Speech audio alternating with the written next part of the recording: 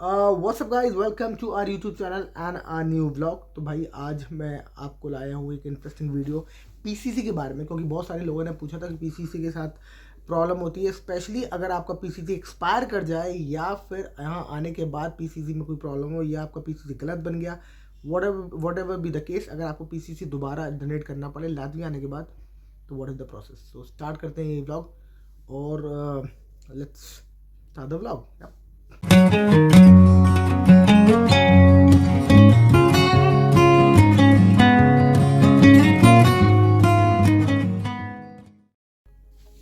Okay, guys, so we have a guest for today, Mr. Harish. Hello. बड़ा formal हो गया भाई, तू बोलते जाना। जी, तो मेरा नाम हरीश है और मैं चंडीगढ़ से हूँ। और मेरा यहाँ थोड़ा डिफरेंट केस था। मेरे पास जो पीसीसी थी वो पासपोर्ट ऑफिस से नहीं थी, वो स्टेट पुलिस से थी। तो जब मैं आरपी के लिए अप्लाई करने गया तो यूनिवर्सिटी ने मुझे बोला कि ये जो पीसीसी है ये आपकी वैलिड नहीं है। तो मुझे पीसीसी के लिए दोबारा अप्लाई करना पड़ा था। जो हमारी इंडियन एम्बेसी है स्वीडन में, Indian embassy of India in Sweden, for Sweden and Latvia, वहाँ पर मैंने अपने डॉक्यूमेंट्स भेजे थे। तो उसका प्रोसेस बेसिकली यही रहता है कि मतलब सबसे पहले तो मुझे यहाँ का मतलब अपना पीसीसी भेजना पड़ेगा उन्हें। तो सबसे पहले आपका प्रोसेस ये है कि आपको पीसीसी लातविया से ऑब्टेन करना पड़ेगा। उसके लिए आपको लातविया गवर्नमेंट एक पीसीसी बना के देगी जी।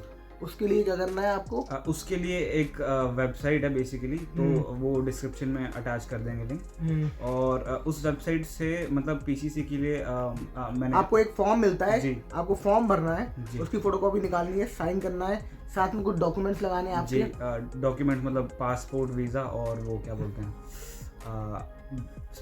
पेमेंट प्रूफ, पेमेंट रिसिप्ट है वो। जो पेमेंट रिसिप्ट है, तो आपको 10-12 यूरो देने पड़ते हैं पेमेंट रिसिप्ट के, जो आप दोगे पोस्ट ऑफिस में जाके जी पेमेंट, और उसकी रिसिप्ट लगा के एक लिफाफे में डाल के वो डॉक्यूमेंट आपको करना है पोस्ट जी। तो पीसीसी फिर पीसीसी बेसिकली 2 सर्विसेज हैं। लाइक एक कुछ जल्दी थोड़ा सा लाइक डिपेंड ऑन कितना पैसा दे रहे हो, जितना जल्दी चाहिए उतना ज़्यादा पैसा, ऐसा सिस्टम है सीधा सीधा। तो मैंने बेसिकली, मुझे जल्दी थी क्योंकि मुझे लग रहा था कि वीज़ा एक्सपायर हो जाएगा। तो फिर मैंने जल्दी वाला प्रोसेस किया और वो 2 दिन में मेरे घर में पीसीसी आ गया, मतलब मेरा जो एड्रेस है उस पर। तो 2 दिन में पीसीसी आ गया। उसके बाद क्या प्रोसेस है? बिल्कुल। तो उसके बाद आपको कुछ नहीं करना, Sweden embassy, sorry Indian embassy की जो वेबसाइट है उस पर जाना है। मतलब वो डिस्क्रिप्शन में अटैच कर देंगे लिंक। उसमें बेसिकली सारे डॉक्यूमेंट्स लिखे हुए हैं। आपको एक तो यहाँ से पीसीसी चाहिए, एक आपको पासपोर्ट की फ़ोटो भेजनी है, वीज़ा की फ़ोटो भेजनी है, और एक आपको पेमेंट प्रूफ भेजना है। और उसके बाद जो आपका पीसीसी नहीं, जो आपको जितने भी डॉक्यूमेंट्स हैं उनको आपको भेजना है स्वीडन में वाया पोस्ट। तो उसके कुछ मतलब फीस इनकी ऑलमोस्ट 20 to 25 यूरोज़ है, और भेजने में भी इतने लग गया था।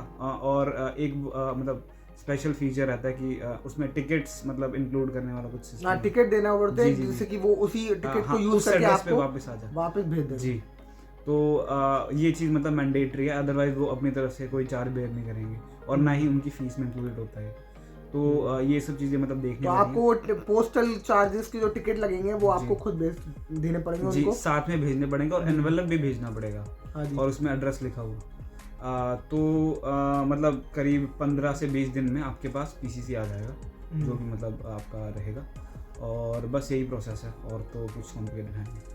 तो 20 दिन लग जाते हैं टोटल 25 दिन लग जाते हैं। 25 नहीं, मेरा कुछ 20 दिन के आसपास आ गया, 18-19 दिन। अच्छा, इतना टोटल जी। अच्छा, बाय द वे, और एक और चीज़ बड़ी इंपॉर्टेंट बात है ये कि जो वो तुम्हारा पीसीसी इन्होंने जो दिया था, उसने दिया था लोकल पुलिस से बना हुआ पीसीसी। जी, वो भी एक्सेप्ट हो गया था जी। मेरा एक्चुअली मैंने क्या किया था कि मैंने आरपी के लिए अप्लाई कर दिया। लाइक यूनिवर्सिटी मना कर रही थी कि मत करो, मतलब रेकमेंडेड है कि तुम्हारा पीसीसी जो है वो पोस्ट ऑफिस से है, sorry passport office, my bad. तो मैंने बेसिकली उनको ये कहा कि मेरे रिस्क पे अगर एक्सेप्ट हो गया ठीक है, रिजेक्ट हो तो मेरा नुकसान। तो मैंने अप्लाई कर दिया था उस टाइम, और ऐसा इनका जो डिसीजन भी आ गया, इनका जो डिसीजन भी पॉजिटिव आ गया जी। डिसीजन भी पॉजिटिव, अभी पीसीसी आया नहीं था उस टाइम तक जी। उस टाइम तक पीसीसी भी नहीं आया था। मतलब मैंने अप्लाई कर दिया और साथ में पीसीसी के लिए भी अप्लाई कर दिया, तो डिसीजन पॉजिटिव आ गया और मेरे पास लाइक कल ही पीसीसी रिसीव हुआ। तो मतलब उसके बाद जो प्रोसेस रहता है, मुझे पीसीसी भेजना पड़ेगा इंडिया और वहाँ पर होगा वो अपोस्टाइल। ये एम्बेसी वाले आपको अपोस्टाइल करके नहीं देंगे। तो मतलब 20-25 दिन बाद भी एक और प्रोसीजर है जी जी जी, जिसमें आपको पीसीसी अपोस्टाइल करा के ही सब करेंगे लोग। जी जी, मतलब यहाँ से कुछ 5 दिन के आसपास लगेगा इंडिया में पहुँचने में डॉक्यूमेंट, अगर फेडेक्स के थ्रू करवाते हैं, और 5 दिन ही आने में। वहाँ क्या बोलते हैं, मिनिस्ट्री ऑफ फॉरेन अफेयर्स में कितना टाइम लग रहा है वो सारा उन पर डिपेंड करता है। मतलब वो टाइम आपको अलग से ऐड ऑन करना पड़ेगा। यूजुअली मतलब मैं किसी कंसल्टेंट के थ्रू करवा रहा तो करीब 2 या 3 दिन में अपोस्टाइल हो जाता है।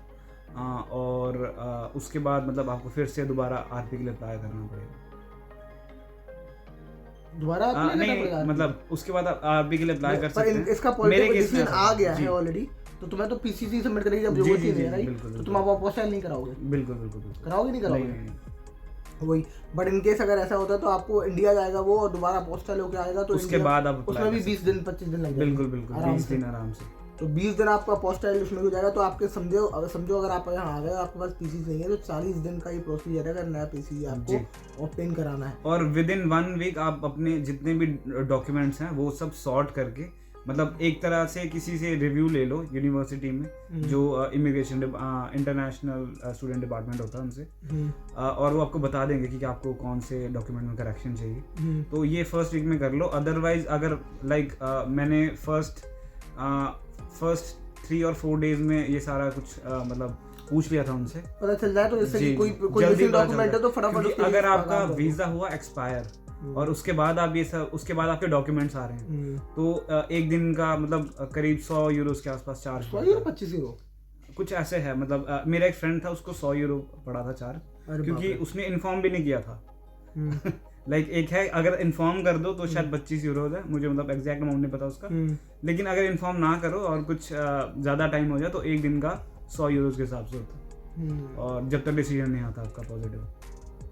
तो ये एक रेगुलर प्रोसेस है। अगर आप पीसीसी अगर आपका एक्सपायर कर गया हो और अगर पीसीसी नहीं बना हो, अगर आपका पासपोर्ट ऑफिस है, तो ये प्रोसीजर आपको एक्सेप्ट करना पड़ेगा। वैसे बहुत सारे लोग, इनका ही नहीं और भी लोगों का है, 1-2 लोग और मैं जानता हूँ जिसका पीसीसी लोकल पुलिस थाने से बना हुआ है और वो भी एक्सेप्ट कर लिया था और उन्होंने डिसीजन दे दिया। एक्सेप्ट कर लेते हैं, लेकिन फिर भी एक सेफ्टी फैक्टर लेके चलना चाहिए। हाँ, आप हमेशा पासपोर्ट ऑफिस से ही बनवाओ, क्योंकि वो शॉर्ट एक्सेप्टेबल है, और पीसीसी अपोस्टाइल होना बहुत जरूरी है, याद रखिएगा जी। So that's it for this vlog. I hope you like the vlog. कुछ और बताना है? नहीं, बस आई थिंक सब कुछ कवर कर लिया हमने। हाँ, ठीक है। और कोई इन्फॉर्मेशन चाहिए हो तो आप कमेंट सेक्शन में मेंशन करिएगा, मे बी किसी और वीडियो में हम वो भी कवर कर लेंगे। चलिए, that's it for this vlog. Thank you so much for watching this channel and please like and share and subscribe अगर आपने वो सब नहीं किया है तो। See you in the next vlog. Bye bye. Thank you. Bye bye mister Harish. Bye.